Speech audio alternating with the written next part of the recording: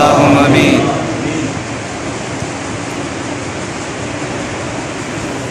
আমি ছোট্ট একটা ওয়াকিয়া করবো, এই 2-3 মিনিট 4 মিনিট সময়, সবাই একটু গুরুত্ব সহকারে শুনে।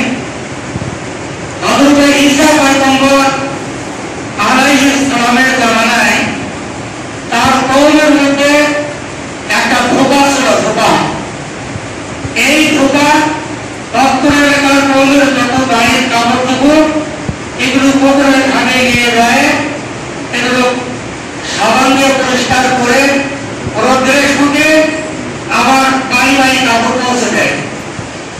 কিন্তু তার বদ অভ্যাস আর অভ্যাস হলো যে একজনের বাড়ির কাপড় আরেকজন দেয়, যার নতুন কাপড় তার পুরাতন কাপড় দেয়, আর যার পুরাতন কাপড় নিয়ে আসে তার গায়ে নতুন কাপড় ঢুকে দেয়। এইটা বহুবার বলার পরেও এই ধোঁকা তারা শোনে না। ইসলামের কথা যায়, সবাই অতীত দূরে বিচার পেল যে আমরা নবী ঈসা আলাইহিস সালাম আমাদের কওমের ধোঁকার এই অবস্থা। বহু যখন ওরা বিরুদ্ধে অভিযোগ দিল, ঈসা আলাইহিস সালাম বলে যে তোমরা কি চাও, ধোঁকার কি বিচার তোমরা চাও, কি হলে তোমরা খুশি হবে বলো। কওমের সমস্ত লোক বলল যে আমরা সকলে চাচ্ছি ধোঁকার মৃত্যু হোক, ধোঁকার মৃত্যু কামনা করতেছি আমরা। ঈসা আলাইহিস সালাম বলে ঠিক আছে তোমরা যাও, আমি আপনার সাথে কথোপকথন করি, এরপরে আপনার পক্ষ থেকে সিদ্ধান্ত হওয়ার পর আমি এটা জানিয়ে দেব। ঈসা আলাইহিস সালাম আপনার সাথে কথা বললেন যে পরবর্তীকার এই অবস্থা, কওমের সমস্ত লোক চাচ্ছেন ধোঁকার মৃত্যু হোক। তো আমরা বলেন যে ঠিক আছে, ধোঁকা কবুল হলো, আগামীকাল 10টার সময় ধোঁকার মৃত্যু হবে পুকুরের ঘাটে। এই খবর সারা কওমের মধ্যে চলে গেল। পরের দিন পুকুরের ঘাটে হাজার হাজার মানুষ পুকুরের ঘাটে ভিড় হলো ধোঁকার মৃত্যু দেখার জন্য। ধোঁকা প্রতিদিনের নাই বাড়ির থেকে যে বড় টুকরিটা লড়াই করে নিয়ে পুকুরের ঘাটে আসার সময় 3টা রুমে কিছু গুড় নিয়ে আসে পুকুরের ঘাটে। তো হঠাৎ পুকুরের ঘাটে আসার সময় মাঝপথে এক ভিখারির সাথে, এক দর্শকের সাথে, আমরা ব্যক্তির সাথে তার সাক্ষাৎ হয়। তখনও বলতেছে বাবা আমি 3 দিন আগে কিছু খাই না, আমি ক্ষুধার্ত, আমি খুব ক্ষুধাপাকা অবস্থায় আছি, যদি তোমার কাছে কিছু থাকে মেহরবানি করে আমাকে একটু দাও, আমি খুব ক্ষুধার্ত। তো ধোঁকা মসজিদ করে কিছু গুড় একটা রুটি করে করে দিচ্ছে। তো এইটা খাওয়ার পরে 3 দিন পরে একটা রুটি পাইছে, খুব খুশি। তো ওই মুসাফির আল্লাহর কাছে দোয়া করতেছে, আল্লাহ তোমার জায়গা 3 দিন পর একটা রুটি পেলাম, আল্লাহ তুমি হায়াত তৈয়বা দান করো, হায়াত বাড়িয়ে দাও। আল্লাহর কাছে দোয়া করবো, আল্লাহর সঙ্গে সঙ্গে দোয়া কবুল করছি। পরে বলতেছে ঠিক আছে, হায়াত বাড়িয়ে গেল। সুবহানাল্লাহ।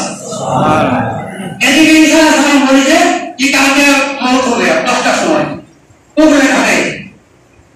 আমরা বলতেছি ঠিক আছে, হায়াত বাড়িয়ে দেওয়া হয়, কথা দুর্বল হয়ে গেল না, দূরে কিন্তু শোনা আমার কথা। তো ধোঁকা বলতেছে যে একটা রুটি দিয়ে এত সুন্দর দোয়া আমার জন্য বলে মুসাফির, আর একটা রুটি দিই। তো বলে আর একটা রুটি দিছে।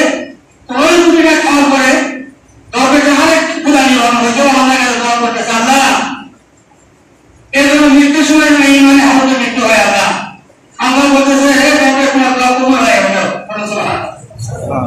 দোয়া এরপরে আমি বলতেছে সারা জীবন 3টা রুটি আমি খাইনি, আজকে একটা রুটিও আমি খাবো না, এই 3টা রুটি দরবেশকে দিয়ে দাও। তো পরে আর একটা রুটি দিছে, ওই রুটিটা খাওয়ার পরে ফুল মৃত্যুটা নিবারণ হয়েছে। তখন আল্লাহ কাছে দোয়া করতেছে, আল্লাহ এই মৃত্যু করে যেন জান্নাত নসিব হয়। আল্লাহ বলতেছে এই দোয়াটাও কবুল হলো। সুবহানাল্লাহ। তখন এই আসার সময় এই যে হায়াত তৈয়বা প্রথম রুটিটা দান করার পরে আল্লাহ বলতেছে আল্লাহ হায়াত বাড়ায় দাও। মুসাফির বলতেছে আল্লাহ বলতে দোয়া করলে হায়াত বাড়ায় গেছে। তাহলে পুকুরের ঘরে হাজার হাজার দর্শক আছে, মৌত দেখার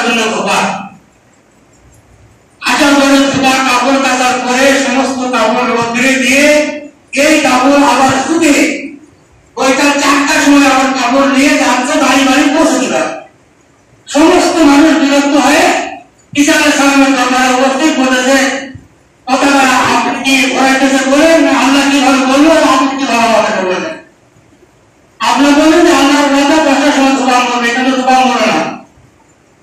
ঈসা আলাইহিস সালাম বলতেছে ধোঁয়া মরে নাই না, সেটা আশ্চর্য ব্যাপার। তোমার ঘরে না এখন ধোঁয়ার তো নিয়ে আসে ঈসা পয়গম্বরের সামনে দাঁড় করাইছে। ঈসা আলাইহিস সালাম ভয়ে খুব করে কাঁপতেছে। তো বলছে যে বাবা তোমার কোনো ভয় নেই, বাবা তোমার কুটির ভিতরে কি আছে? তো বলতে যে হুজুর আমার কুটির ভিতরে খালি পুরাতন আর নতুন কাপড় ছাড়া কিচ্ছু নেই। তো বলে যে তুমি কুটা খোলো। কুটাটা যখন খুলে দিয়েছে কাপড়ে, ভিতর থেকে কিতাবে আসছে একটা বিশ্বভর মাছা সাপ। ওই টুকরার ভিতর থেকে বের হয়ে ঈসা আলাইহিস সালামের সামনে দেখা হয়েছে এবং এই সাপটার মুখের মধ্যে একটা লাগাম কাঁচা ছিল, একটা জিঞ্জির দিয়ে মুখটা কাঁচা ছিল। তো ঈসা আলাইহিস সালামকে আল্লাহ পাক কিছু মর্যাদা দান করেছিলেন। ওই মাটি দিয়ে তৈরি মাটি কানে ছেড়ে দিলে ওই চিউ চিউ করে আগে উড়ে যায়। অন্য লোকের চোখে হাত পড়ার সঙ্গে সঙ্গে চোখের দৃষ্টিশক্তি ফিরে পায়। কুষ্ঠবেদী গায়ে হাত দেওয়ার সঙ্গে সঙ্গে কুষ্ঠবেদী ভালো হয়। আল্লাহ আমাকে হাজারো মর্যাদা দান করেছিলেন। এই মর্যাদার খাতিরে সাপকে যখন বলতেছে যে এই সাপ তুমি কথা বলা অবস্থায়, তো আল্লাহর হুকুমের সাপ আল্লাহর কুদরতিতে তার সাথে কথা বলতেছে, বলে তুমি কোথায় থেকে আসছো? তো বলতেছে আমি গর্তের ভিতরে ছিলাম, আমি বিসর্জন সাপ। আল্লাহ আমাকে ফজরের নামাজের পর হুকুম করলো যে তুমি ওই ধোবার কুটির ভিতরে ঢুকবা, ঢুকে সুযোগ পেলে ঢোকাটা তুমি সবল দিবা, আর 20 মিনিট করবে ওখানে সঙ্গে সঙ্গে ওখানে মারা যায়। আমি আল্লাহর হুকুমে গর্তের ভিতর থেকে এসে এই কোটার ভিতরে ঢুকছিলাম। এই বেলা যখন রাস্তাতে গর্বের শিক্ষারে রুটি দান করেছে, রুটি দান করার পরে সঙ্গে সঙ্গে যখন দোয়া পর্যন্ত করবে, সেই গর্ব ছিল আল্লাহ। তো এই দোয়া করবে সঙ্গে সঙ্গে আল্লাহ দোয়া কবুল করে আল্লাহ হায়াত বাড়াই দিবে। আর এই সময় আমি যখন কুটির ভিতরে ঢুকতে কেমন আমি খবর দিব, সেই সময় জিবরাইল ফেরেশতা আল্লাহর হুকুমে এসে আমার মুখের মধ্যে লাগাম পেঁচে দিয়ে মুখটা আমার বন্ধ করে দিচ্ছে। আমি আগে দর্শন করতে পারিনি, সফল করতে পারিনি। তাহলে এইটা দেওয়ার শিক্ষণীয় বিষয় হলো, মানুষ যদি কেউ দান করে, সাজা করে, কাউকে যদি খাওয়ায়, কাউকে যদি 10 টাকা 20 টাকা দান করে, তাহলে আল্লাহ পাকের ওসিলায় আল্লাহ রাসূল বলেছেন সাদাকা তোলার সঙ্গে সঙ্গে তার কাছ থেকে তার বাড়াই